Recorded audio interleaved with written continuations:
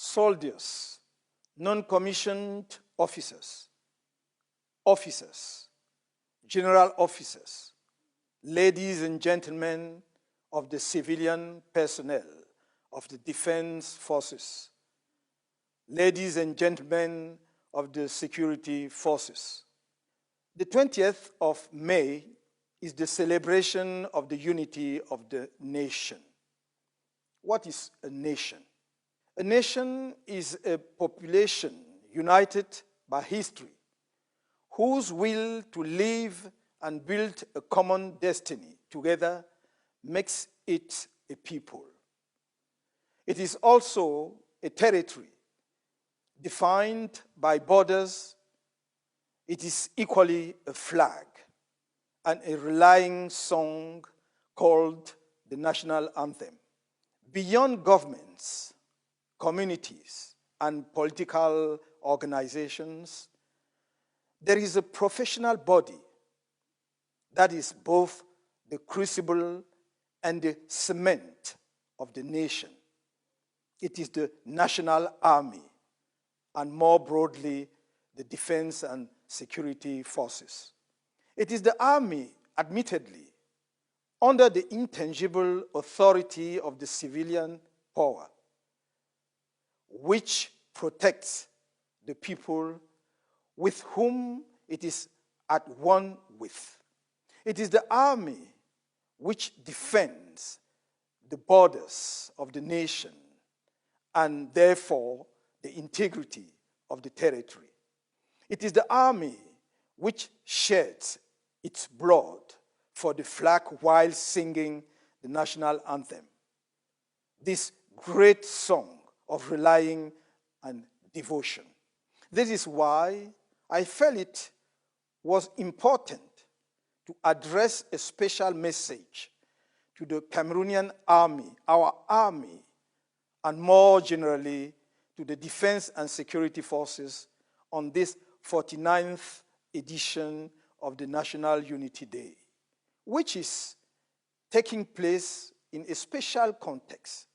Indeed, since 2014, Cameroon has been experiencing a succession of multifaceted security crises.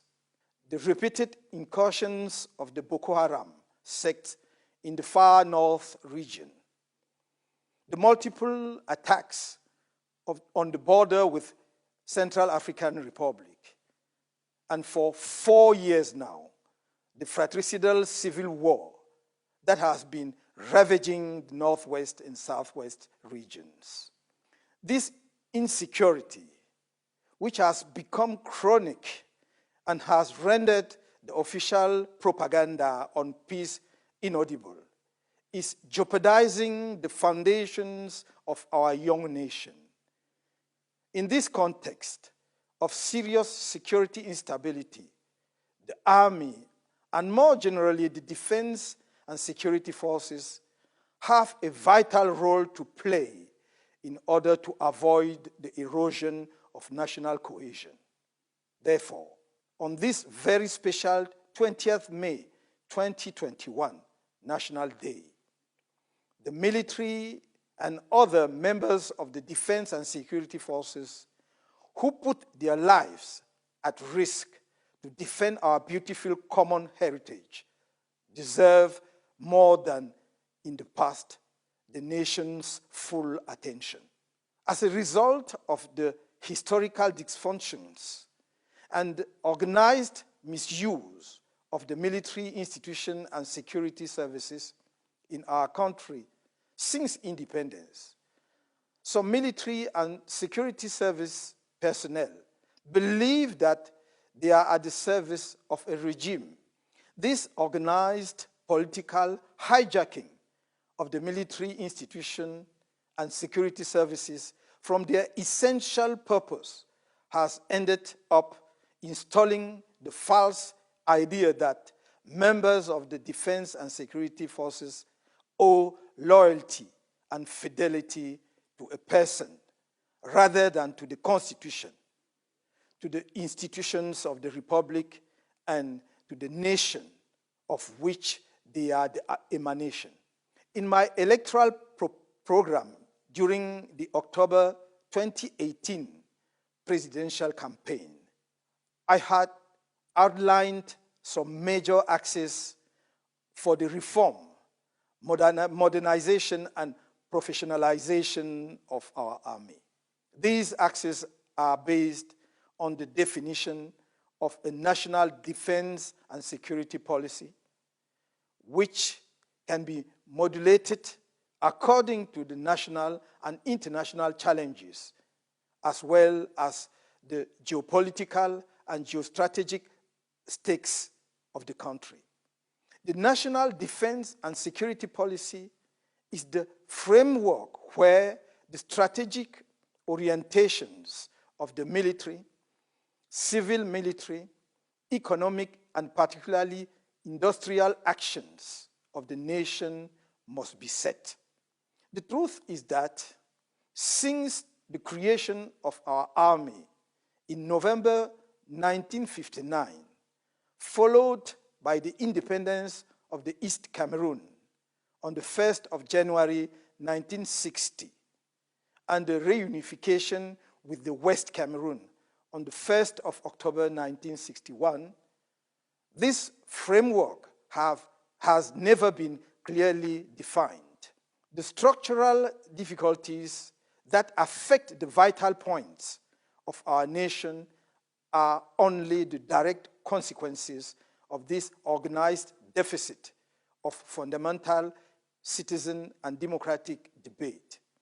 It is in this context that, despite national and international developments, the government still makes do with the outdated 1967 law on the General Organization of Defense.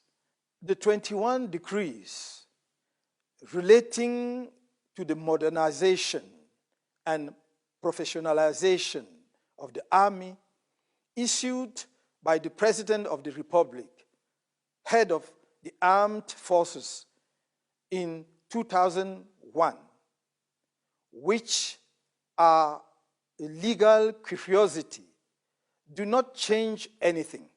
Our defense and security policy must be based on a double logic. On the one hand, that of overcoming divisions and identity-based closure in all its form. On the other hand, it is about the sustainable rooting of peace and democratic culture in the entire nation. This must be the major objective of national building. A defense and security policy that does not place the human being at the heart of its concerns has little chance of achieving its strategic and operational objectives. Therefore, the military condition must be the object of all attention. In this perspective, the adoption of a law on the words of the nation is, as I have said on several occasions, an imperative and an emergency. For, is it normal that the minor orphans of men and women who died for our nation continue to be left to their own devices? It is urgent that the state take charge of the schooling and health cost of minor children whose parents lost their lives under the flag. In the same vein, it is unbearable to see war-wounded abandoned in hospitals or claiming their meager bonuses, sometimes even in front of the cameras in the presence of their minister. There have been errors here and there, and even serious mistakes in the rules of engagement of the operational forces.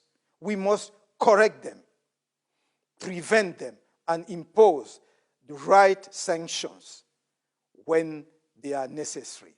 But having had the honor and privilege of working with some of its components on vital issues for our country, I know and have always said that the Cameroonian army is one of the best trained and most professional on our continent. I'm particularly proud of this army. In the Cameroon of tomorrow, we shall place justice, the rule of law, good governance, respect for human dignity, the honor of our soldiers, and democracy at the heart of our political action. We are building this Cameroon now on the sufferings of all political prisoners, those of my party and several others from different political parties, journalists, whistleblowers, illegally arrested and arbitrarily imprisoned for months now. I'm committed to providing our country with strategic, operational, and human capacities that will enable it to face its many security challenges. However, this cause of the profound change this set for our defense and security systems is conditional on the nation's confidence in its army and its security services. This essential trust has yet to be built, as it still appears to many of our compatriots that the military and security institutions remain a quasi-private instrument of political repression in the hands of the person who controls power and his political party. It is in the wake of this trust to be built with the nation, and which will be nourished by your moral and competence, that I invite you, soldiers, non-commissioned officers, general officers, civilian defense personnel, members of the security forces, not to feel threatened by the democratic change that has become inevitable in our country. Under the new power that Cameroonians would freely bring to the head of the country through fair and transparent elections, there will be no grudge or witch hunts, for history teaches us that nations are built on trial and errors, and that desires for revenge are the breeding grounds for hatred and renewed vengeance.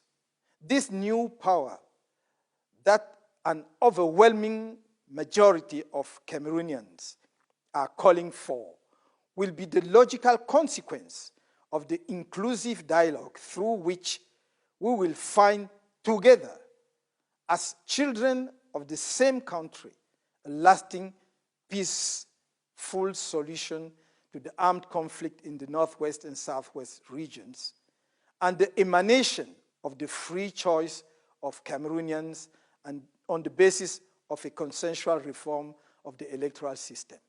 It is with you in all your diversity that I wish to lay the foundations of the new defense and security system of democratic, modern, and ambitious Cameroon. Do not let yourself be afraid. Have faith in our common will to work to ensure a better future for our children, our grandchildren, and the generations that will follow. Soldiers, non-commissioned officers, general officers, ladies and gentlemen of the civilian staff of the defense forces, members of the security forces, you can believe me I will always be by your side to fight for Cameroon. This is the oath of a patriot. Long live the Cameroonian nation.